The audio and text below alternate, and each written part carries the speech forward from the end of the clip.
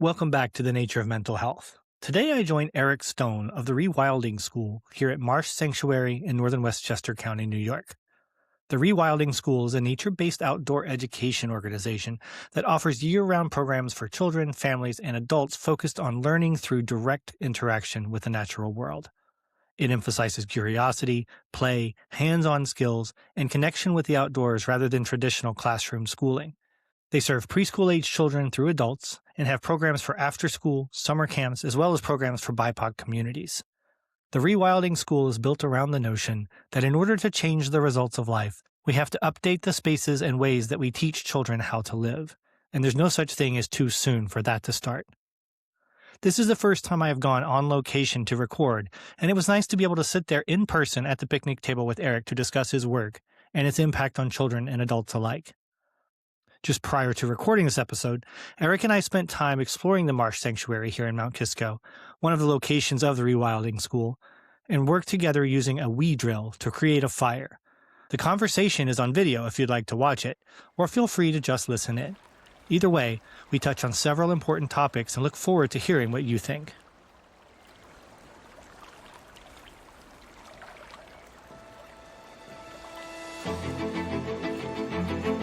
Welcome to the Nature of Mental Health, the podcast where we explore how time outdoors supports emotional well-being, resilience, and healing. I'm your host, Will Henry, clinical social worker, nature-informed therapist, and founder of Riverstone Mental Health Collective. Join me as we dive into practical tools, meaningful conversations, and inspiring stories that help us reconnect with the natural world and ourselves. Thanks for being here. Let's get started. Welcome to the Nature of Mental Health. I'm so thrilled to welcome Eric Stone from the Rewilding School to the program today. We're going to talk about his program, but we just had a really cool experience building fire from please help me. What was it we were using? It was a weed drill. A weed drill. So it's a method of making fire by friction. So, Yes. the classic cartoon of rubbing two sticks together to make fire doesn't work too well. You got to add a mechanical advantage to it. And so what we did is we took 2 pieces of cedar, a spindle, and a baseboard. We stuck one inside the other, and we started spinning this using a string. Right. And by making it spin fast and in the right place, we were able to get smoke, and then an ember, and then fire. But what's really interesting about the weed drill is that it depends on cooperation and teamwork. Mm-hmm. A lot of people think of survival as this lone wolf thing. Correct. Yeah. But it really forces you to think about community. And this is a perfect example of that because you have to do this method with 2 people. Right.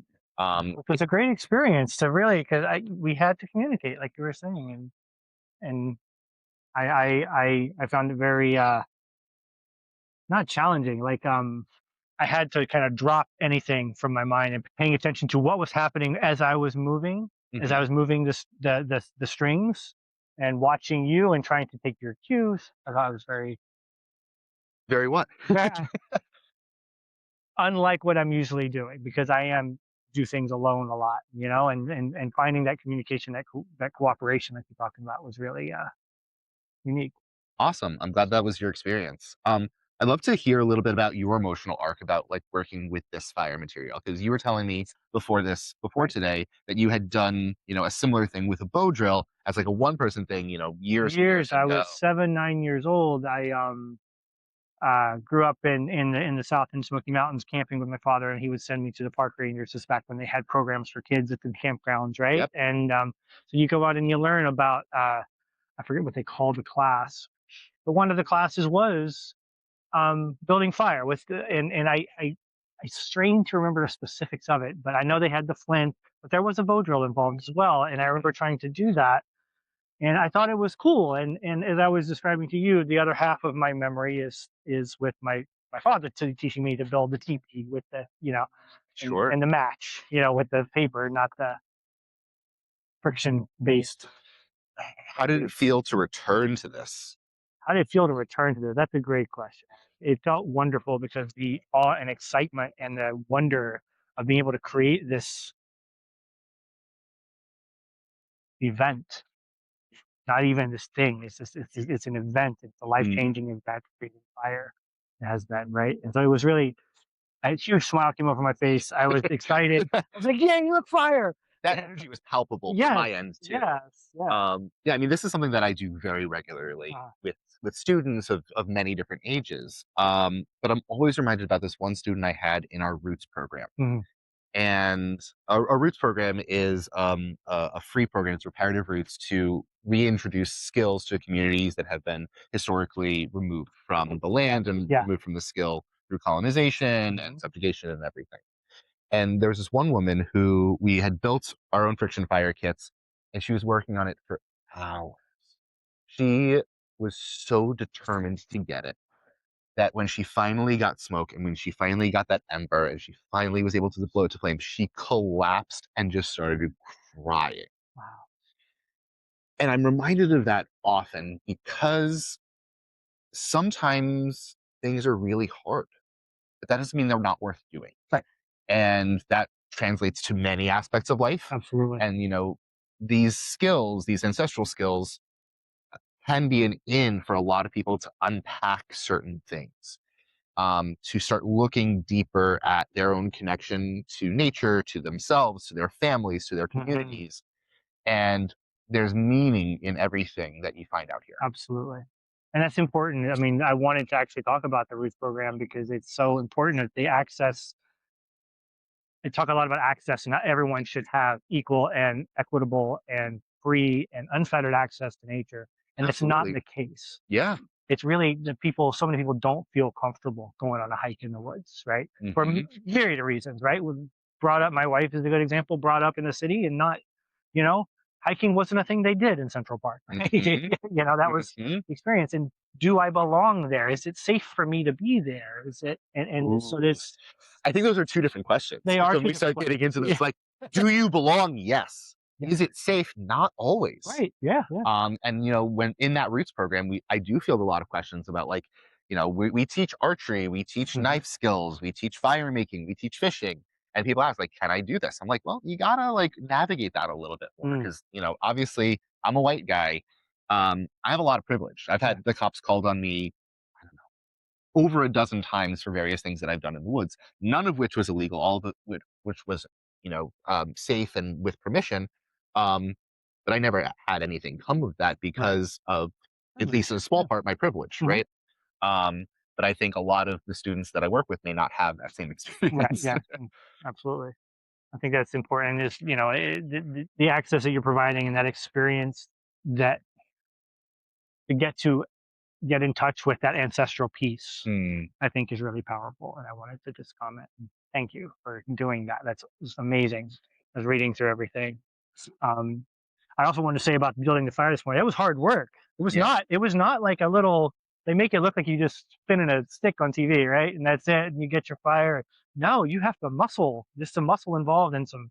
You were telling me one thing that stood out was the angle of the ropes, Yes. right? Because and then I discovered that, was able to put two and two together toward the end when they started twisting over each other, and then the twisting didn't come naturally anymore. I had to really muscle and work harder. Hmm. As I adjusted the ropes again, it became easier, Mm. though still a lot of effort, but more than I expected, not a lot. But Yeah, I think, we because before that we had also gone out into the woods and we're making cordage out of yeah, dogbane, which is a plant that grows around here. It's a wild plant that's used to make really, really strong string. You were also having that same experience with the dogbane, where you were kind of like muscling it through and twisting it. It was coming out. It was okay. It was okay. It wasn't perfect, but then you started getting the mechanics of it down, right. and it became easier. And I think it became you could multitask at that point because you had Yeah. got you had Is that sunk what we were walking? when we were walking, right? Yeah. You were able to sink into the skill a little bit Hmm. and incorporate it into the other things that you were doing. That's a good, yes, sink into the skill a bit, incorporate it into the other things I was doing, but also stop overthinking it so much. It Mm, became more of a, I got into it in the sense that I got into the rhythm and the pattern and let my body take over and do, which goes back into getting back in touch, yes. getting back in touch, not connecting, reconnecting Mhm. with where we belong and where we come from. Right. That's a comment that I hear from a lot of like my adult students Mhm. is this felt a lot more natural than anything else I've done. Huh. Um, it can be foreign, it can be difficult to get into, but once you sink in, it feels natural. It feels like this is something that our bodies and our minds are meant to do. Yeah. Um, one of my favorite activities to do with a group is a sit spot. And so you go out into the woods and you find a really great spot and you go back to it over and over again. But you stay there for 5 minutes, 15 minutes, an Hmm. hour, 6 hours, however long you can fit in. And you just take everything in. Your circle of awareness grows out and out and out. And that can be really challenging for a lot of folks, even to sit still for 5 minutes or 10 minutes. But something happens at about the 30-minute mark where you're able to let go Mm. and you're able to sit. And once I start doing an hour-long sit spot with Yeah. folks, then the stories start coming up. People start seeing things happening with birds. They start seeing a pattern happening with the wind and the trees, and they start noticing the little details. Um, you sink into a skill, um, and you sink into the land, and you are no longer an outsider there. The land starts Connect. treating you like a resident, Right. I like like that. somebody who's part of it. Yeah. I like that a lot. That's the connection piece, right? Hmm. Because we are part. I mean, I talk about this, I think, in every single episode of this podcast. Is we are part of nature. We are not separate from. We're not above. We're not. We are part of the working mechanics of the natural world. We are another creature on the planet, and to be, I think, after maybe the hour mark or the 30-minute mark, right? You start to just kind of accept that Hmm. and reconnect and be present, truly present. So much of what modern society has taught us is that we are separate from nature, Yeah, and that a colonial mindset is one of conquering nature, that's correct. overcoming it. Yeah. And part of the work that I do with kids, with adults, with everybody is recognizing that nature is not something to overcome, it's something to work with. And this is Yes. something that indigenous people have known forever. Hmm. This has been, that traditional knowledge to that nature, you work with nature and everybody benefits. Everybody. And a lot of this colonial settler mindset is, conquer, defeat, overcome, take over. And we have to, as a society, start looking at that as destructive in its core. We're Um, seeing that, right? But that's another conversation. another conversation. Stop there. But yeah, it's absolutely true. Well, tell me about yourself, Eric. How Sure. did you've been doing this for quite some time now? Yes. I guess the question is, how did it come to be? How did you come to land in this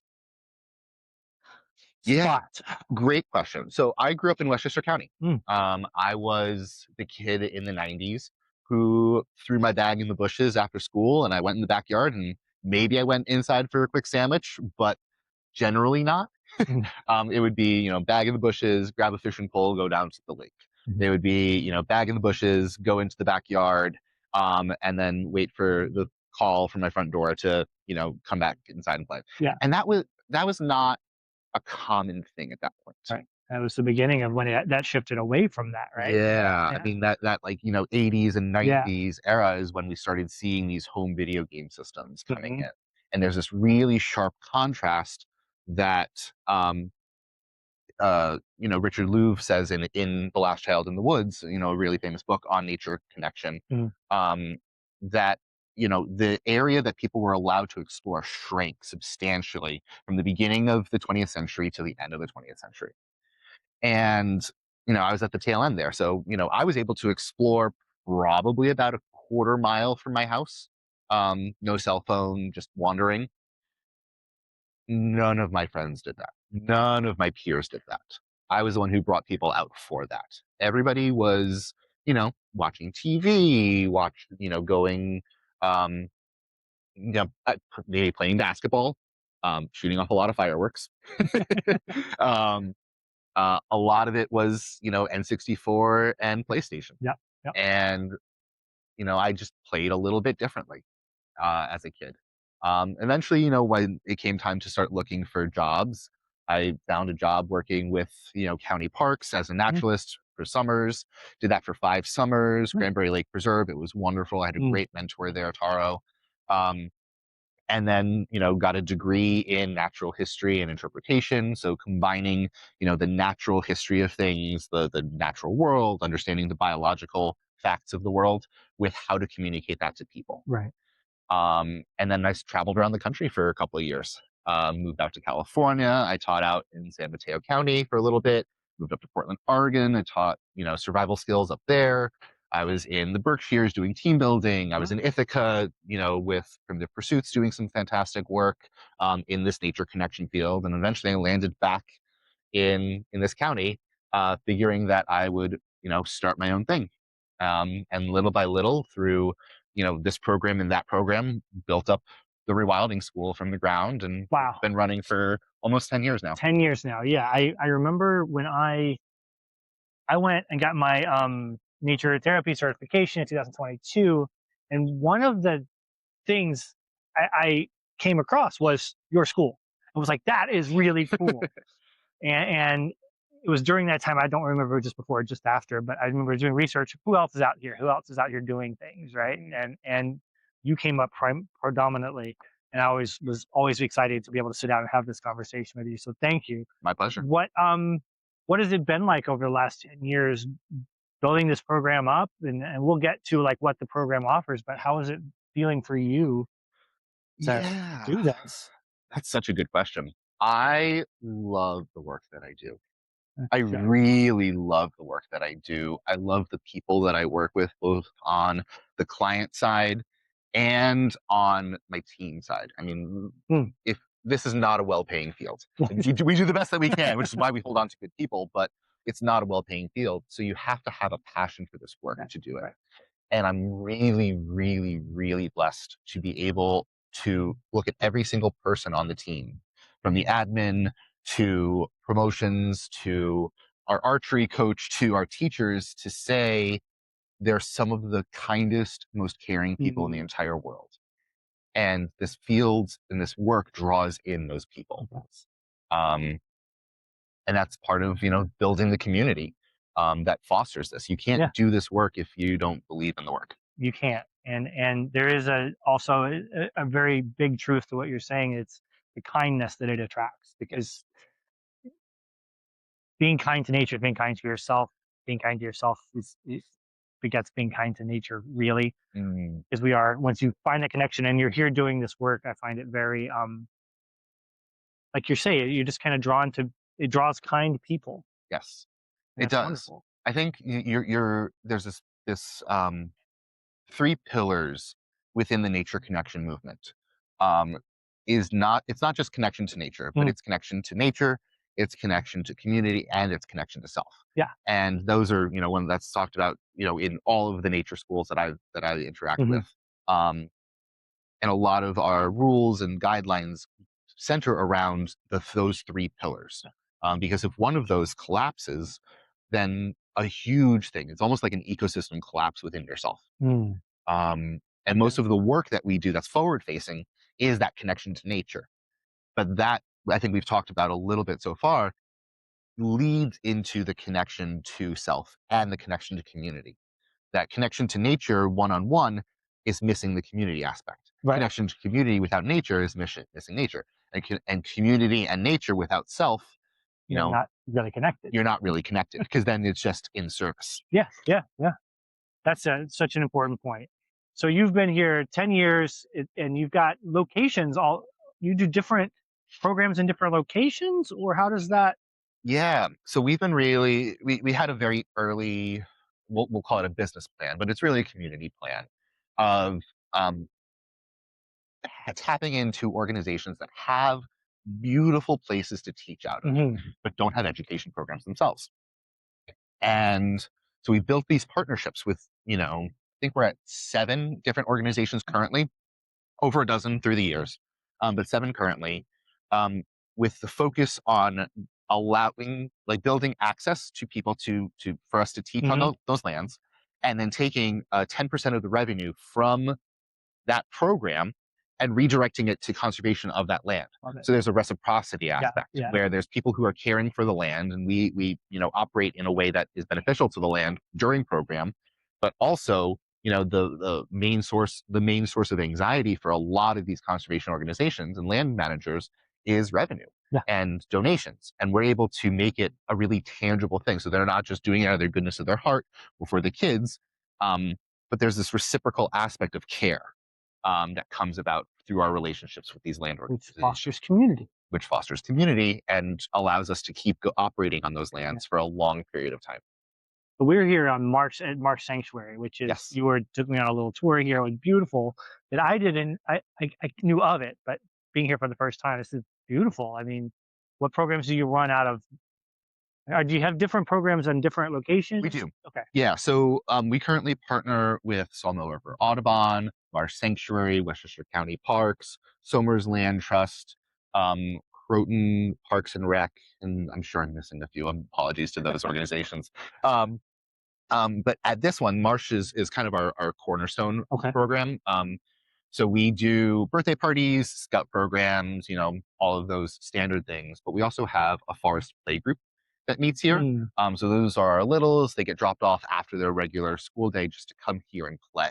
There's a lot of preschools don't. They may have like a playground, but they don't have 56 acres to yeah. explore. Right. And so that's It's different playing on a rubber playground than it is playing in the forest, it right? is. We can go deep into the philosophy of loose parts play and student led play and all of that. And um, that's another conversation. Yeah. Okay. And so that's one of the cornerstones is to get them in young so that Yeah. there's familiarity and comfort early. Absolutely.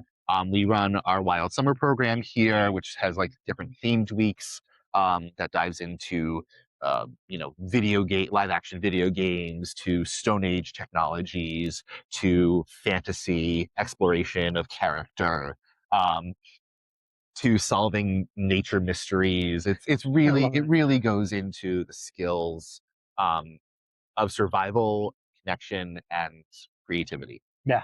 Um, and it's just, we have our wildlings and wild ones program here. So those are parent child programs. Okay.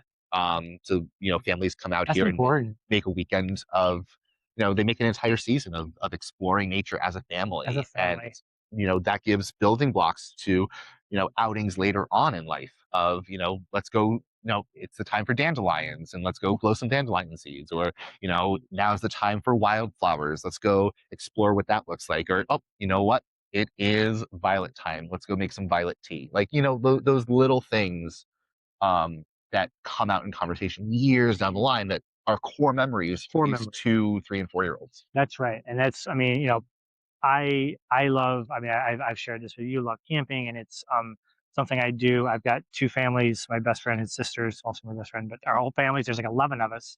So it'll be our 15th year in a row. We go camping for anywhere from 7 to 10 days, just it's car camping, but we're out there, we're exploring, and this is, I can honestly say, and they will all attest, the kids' favorite trip. They all ask, when are we going camping? When do we get to go camping? What is it going to look? What are we going to do to this? And it's the core memories, and it's so important to build that connection, not build to that reconnection with nature, and Mhm. have it be this comfortable space that we turn to and say, hey, look, it's dandelion season. It's Yep. time to make violet tea. It's that starts young, and Yep. it's wonderful that you're. How young do you start? We start at 10 months. 10 months. Okay, So and that's that's the families our that. Wild Ones program. Okay. And it really becomes this exploration of, interacting with the world at its most basic level. Hmm. So textures and, some of these kids have only started seeing colors for a few months, right? Hmm. Um, and it's a lot of like, can I put this in my mouth? And showing parents what is safe for them to put in their mouth and what is not safe for them, Yeah. to Right. put in their mouth. But it builds familiarity. It builds that connection Absolutely. Yeah. early on. And it really is as much a class for the parents as to how to have a relationship with nature and a child at the same time as it is for the kids themselves. There's so many. I imagine parents who get that are like, I don't want to say fearful, but unaware and unfamiliar and insecure about what it's dangerous, but is it? And what is dangerous? What is not dangerous? Exactly. And what. One of the things that we teach is that there's things to be aware of, not things to be afraid of I out love here. that. Oh, love that. And a lot of the families that we work with, like many of the families around here, um, have moved up from New York City to Mhm. have a deeper connection to nature. Hmm. But they may not have grown up with that connection or that knowledge. And so we act as a bridge to a lot of families who, you know, wants to have that connection, who want to have that exploration. but don't necessarily know the mechanics of it or even where to start. So we have, our naturalists who are incredibly kind, caring, and talented, um, show the exact pathways to interact with nature that are safe, enjoyable, and connected. That's great. That's so important. Um, so you start them at 10 months. Yep. So you have, what are the different programs you have? So you have the wild ones you said. Yep. Wild ones is from 10 months to 24 months. Okay. Wildlings is from 24 months to 5 years. Okay. And those are, weekday or weekend, but those are parent participation. Gotcha. And then we have our forest play group, Hmm. which is weekday afternoons, both in Croton and Mount Kisco. And then we have our, summer programs. So we have our summer forest preschool, which is filling up, thankfully. We have our wild summer program, which is like a school age camp style class. Okay. During the summer. Then we have our nature club during the school year, which is after school. Kids come visit us at Croton Point Park, and we can do, everything from fishing to foraging to learning about the history of the land there. Flying kites, building shelters, So much. working with clay. It was great. We do archery on the weekends. We have adult skills workshops like a forage and feast and tracking classes. And I'm sure I'm missing something here, but There's a roots program. the roots program. Thank you. So that's our reparative actions program, and then we do private classes for homeschool groups, like for the people and kids who you're going to be speaking with Jessica soon, as well as school groups, scout groups, and birthday parties. That's amazing. So much going on. Yep. Wow. And so much good stuff going on. So much connection building, reconnection building, reconnecting. Yep. Tell me about some of the stuff you've got here. We were just talking about this stone, which I loved. I made a comment. You were asking me, let's just have the conversation again. I picked this up and I don't know if you can see this, but it's this great looking stone. It fits perfectly in my hand. And that's the comment I made, was that it feels like it belongs right here. It fits perfectly in the curve of my hand. A little translucent here for those listening. And this is flint, you said. Yeah. So flint is a really interesting material. It breaks conchoidally, so it creates this fracture. So if you hit it at the right angle, you can create a very, very sharp edge on it. And it's very, very strong in its break, right? Right. And so it's been used for tools for millions of years. 95% of humanity has been using stone tools. This piece was brought by my brother from Denmark on a business trip. And, I think a lot of people have the same experience you had, which was just like they're drawn to it. And you're able to see a connection in an object that spans generations, spans millennia. Because you can turn it into arrowheads, you can turn it into atlatl points, you can turn it into knives and scrapers and burins and all kinds of tools, wherever your creativity goes. I wouldn't necessarily practice on a material like this, but like I make arrowheads regularly out of salsa bottles and like more modern materials as practice. Waiting for the right moment to turn that into a tool. I used to try to do it from slate. Slate is great. We do a lot of working with slate because slate you grind. Oh, okay. I used to try to chip at it. And it probably got pretty brittle. Really brittle, really quick. But I was, again, very young. But, I was thinking about what you were saying. I know I'm all over the place here, but Please. I was thinking about what you were saying about growing up and spending time in the woods. That was me. I'm an 80s kid. Yeah. But they used to joke that I spent more time in the woods playing than I did in the neighborhood with the kids riding bikes. I loved all of that stuff. But until I was probably 12, I would go for just wandering in the woods, and I had just miles of state forest next to me. So, and I learned to find my way back, to play by the streams, to play with slate, to create these things, to do, all of the stuff. And so it became and then summer camping trips, right? Yeah. So, I think something that's missed in the conversation about childhood at this point is the concept of risky play.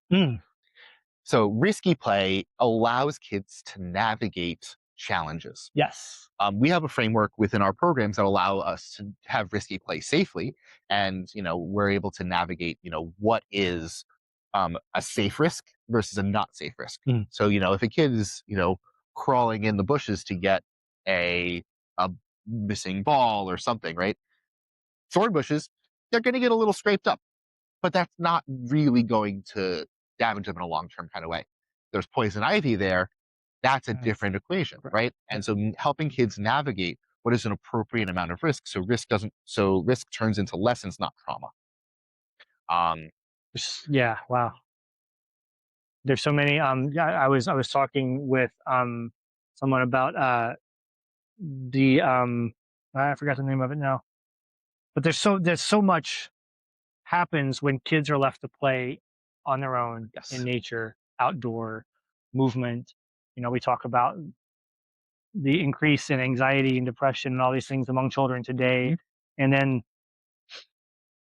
not counterintuitively, but what's the word I'm looking for? But one of the counters to that is movement, yes, and being in nature, being able to solve problems, work things out, all of this stuff, whether it's interpersonally, whether it's concretely with an object, whether it's, and you have to give kids opportunities to do that. yes, It's the opportunity to learn and grow and fail. and fail The opportunity to fail is something that is missed so much, so much. because then it allows a reforming of how to get that achievements, right? When we have kids who come into programs who are so used to being able to look up a cheat code Yeah. or having automatic successes or raging if they're not able to get what they want. Yeah. It's a very, very normal thing in today's society, especially for young boys, to get ragefully angry if they don't get what they want in a game. And that translates outside of games It as does. well. And so what we see often is kids who are able to come to programs, to interact with nature and community and learn. It may not be their favorite thing. Some kids love what we do, and it becomes their lifelong passion, and they Mhm. end up working with us. Um, and for some kids, all the only takeaway they have was it was okay. But what they really mean is I learned how to navigate frustration. Yeah, because they're not being rageful, right? They're saying, well, it was okay. Right. That is, what's the word? A navigation Yes. of that frustration, right? Exactly. But they're not raging. Yeah. Right? They're able to say it was okay. I didn't get what I wanted, but I'm here and I Yeah. survived. And we hear from parents all the time, families, that there's a change that happens after kids come play in the woods for a week. Hmm. And it's profound. It It really is. it It really really is is. profound. Yeah, it is. It's not. The last episode that aired was with Wayfinders on the Hudson, which is another outdoor program, who doing great work, and they talk about the parents reaching out to them, being, "What did you do to my kid?" Because they're like regulated. Yeah. We get that all the time. I I mean, bet. kids who it's a very unnatural thing for a kid to be in four walls for an entire day It and is. expected to focus. It's especially in today's, everything is so instant gratification, rapid fire succession, Exactly. run on sentence, whatever metaphor you want to throw at that. It's nonstop. And I heard recently, I forget who it was, talking about life being a run on sentence, and sometimes we need punctuation, Hmm. and how this can, I see nature as kind of being able to be that pause, that Yes. period at the end of a sentence. But anyway, it Yeah. was stuck with me. Sure. Yeah. I also think it's important to recognize that kids are should be allowed to be overstimulated, Mhm. right? Not that they should become overstimulated, but recognizing that if a kid's overstimulated, the solution is not to make more demands of them. Aha. And when we have kids who are overscheduled and and there's so many expectations placed on them in a classroom, both in terms of behavior and in terms of learning objectives and social navigation without the time to navigate social challenges, Yes. that nature can, a lot of it can be rolled over and, ignored. Those become problems later on. Kids who are then able to have an outlet for that, where they can shift the narrative, where they can reclaim their agency, where they can reclaim their Mm. creativity, and where they can learn the skills to navigate social challenges, it makes things sink better Yeah. in an academic and in a social setting.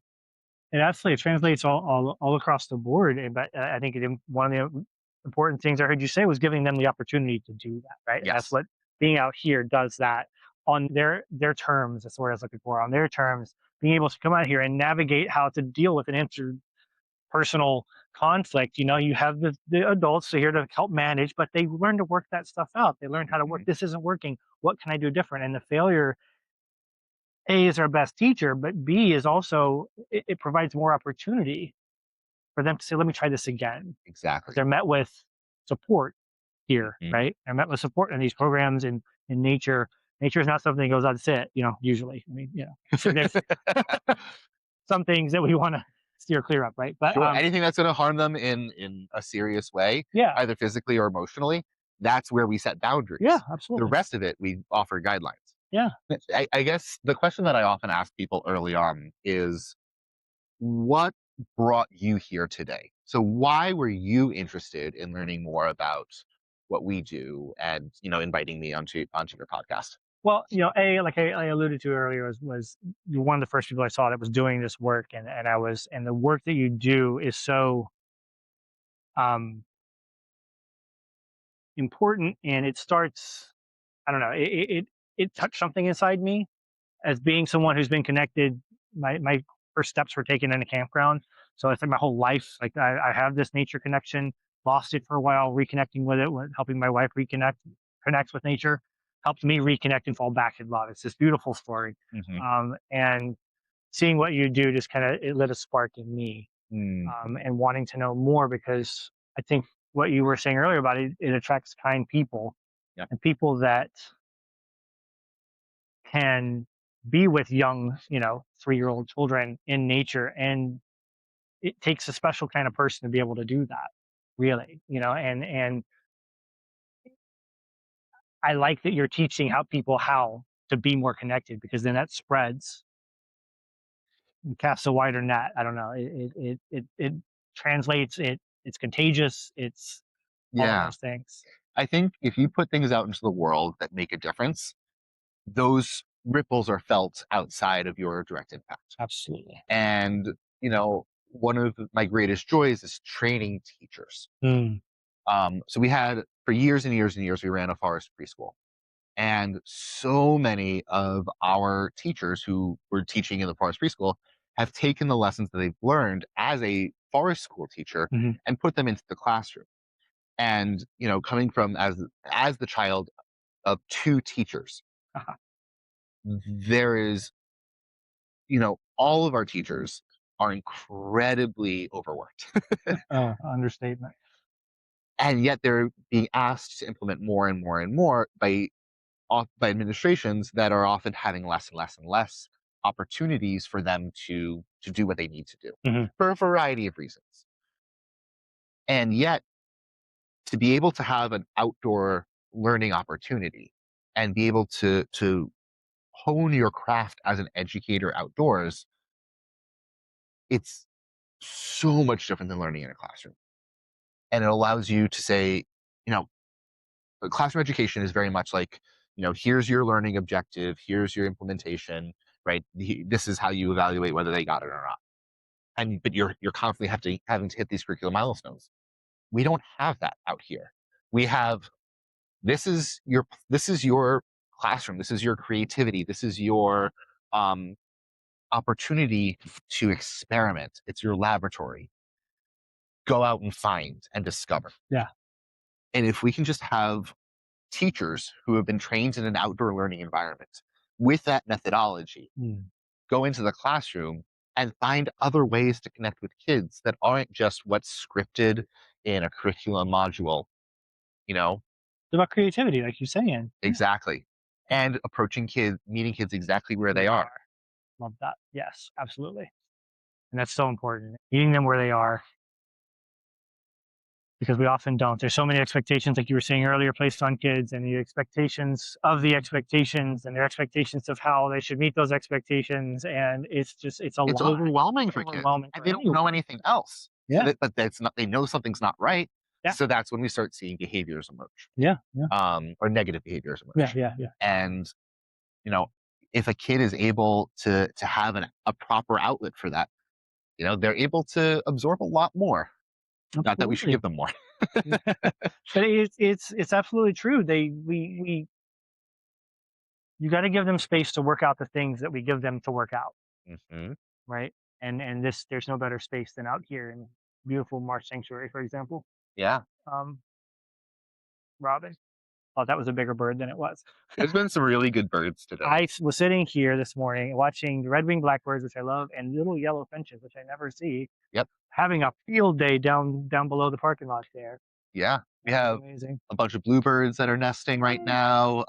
Yesterday or the day before, we saw violet green swallows, a big flock of them moving through. We saw ducks right before we started recording, and Hmm. a pair of green herons, which is the first Green time herons. we Yeah, saw a pair of them because we've had a resident green heron for a while. Um, yeah, it's just been an incredible season for birds here. that's amazing. Well, last thing here, we've got, I'm going to say scapula. Of what? I don't know, deer, Why do you think deer? because it's big. Yeah. So if you look here, obviously deer are about the same size as a human, right? As far, Give yeah, or take the in this joints. area. Yeah, And we have a couple of different joints that allow them to move. We have, ball joints. We yeah. also have these plates right here. So this is a scapula. This attaches over there, but the entire leg is attached to here. The front leg is attached Uh, all the way across, and so they have a lot of mobility and ability to change direction here, which gives them the ability to outrun predators. Um, and that ball joint is a lot smaller than what you would see on like a hip joint, mhm. which is a much deeper thing, which gives Right. them a good strong anchor to stop, and the power to move. This gives a lot more control. Wow. And antler, of course, which we Yes, love. it's Beautiful. it's great. Deer are such a dominant creature on this landscape, Hmm. and I think it also speaks to a balance point that we have here. Um, in Westchester County, we have so many deer. We have so many deer that the forest is actually in a state of ecological collapse. Hmm. And I think it speaks to our relationships with the land, that we are so drawn to deer as this characteristic megafauna, um, and that we don't want anything bad to happen to them. So we, get rid of predators and we do all of the things to, you know, protect the beautiful animals. Meanwhile, they're eating all of the trees. They're eating all the trees. They're in suburbs where they maybe shouldn't be, Yep. down near cities like my yard, which is in near the town, and there's no reason a deer should be in my yard. There's a But lot I of find deer. them. There's a lot There's a of deer. lot of deer. And so one of the things that we're doing here is making sure that we have spaces where the deer can't get Mm, to let our trees regenerate because yeah, we don't have many all trees. those exposures, right? Yep, Yeah, deer exposures. yeah, And it helps the forest regenerate. yeah, yeah. It's important. Lastly, we've got this beautiful basket, and I'm guessing there's a story here. Not a great one. Yep. No, No, I think so basket making is a skill that I love deeply. you made this I basket. did not make this Oh, basket. okay. Um but you know, it holds one of our greatest treasures, these oyster shells. And so oyster shells are a reminder of uh, people's relationship with the land. These all came from the Hudson River, where oysters had been harvested for over 6,000 years. There's oyster middens, that have been continuously fed up until I would say about 200 years ago, Hmm. by indigenous people, the Lenape. Hmm. Um, and the oysters, they never changed in size. It was a sustainable harvest for thousands and thousands of years, until we started putting pollutants in the water. Mm. Stormwater effluent, sewage runoff, all kinds of things went into the water, and the oysters disappeared largely. Mm. Um, And so, we carry around these oyster shells as a reminder of our relationship with the land, that we are not separate from it, Correct. that we are part of it. And this was an incredibly valuable food resource for so many people for so long. Now there's no oysters to harvest safely. And they also clean the water. So imagine if we put so much pollution into that water that we killed the thing that was cleaning it. Now, thanks to some really good people, Yeah, we're changing that relationship with it. It is changing, absolutely. But the basket was found at a thrift store. Okay. You made it, Eric. I did. Look, I can make a basket. I can't make anything. Yeah, make Immediately like that. This is a very good one. Yeah, very good basket. Wow, this has been an incredible conversation. So much going. I want to, I guess, give opportunity for you to kind of tell us about some of the things that are going on now and programs filling up that people want to get on, or that stuff. I would say we're wrapping up our spring season Yeah. right now. So if you are interested in joining any of our, parent-child classes or after school, you got to wait for the fall. But we still have some space available for our summer forest preschool and our wild summer program. And we also have a adult survival workshop coming up in a couple of weeks. So if you're interested, check out rewilding.school.com and you'll be able to see all of our upcoming programs. Nice. And is there any socials or anything like that? Are you have any of that stuff? At Rewilding School, Gotcha. but we don't update it that often. Gotcha. We're much more comfortable being in the woods than posting online. Understood. Understood. And being going to the website, reaching out through there, it's the best way to get in contact with you. Absolutely. This has been fantastic. I really enjoyed building a fire. Thank you for bringing that genuine moment of awe to my heart. Really, that was, I don't know, when you held up and we saw the fire catch, I was like, a great moment. It made my day. I'm glad. And that was what I hoped today would be, was kind of setting the tone of like, this is so that you could feel exactly what we do. And, we can use that as a starting point. And it's I imagine seeing a bunch of kids or even adults or, whoever doing that for the first time, right? It must be quite a rewarding experience for you and for them, right? It can being connected. It becomes that core memory that we talked about. Yeah. Core memories. Awesome. Thanks so much, Eric. Thanks, Will. Thanks for listening to The Nature of Mental Health. If you enjoyed today's episode, please follow, rate, and share the show. It helps others find their way to this community. For more resources, visit riverstonementalhealth.com. Until next time, notice the small spaces where nature meets your day. Stay curious, and may you find resilience in every season.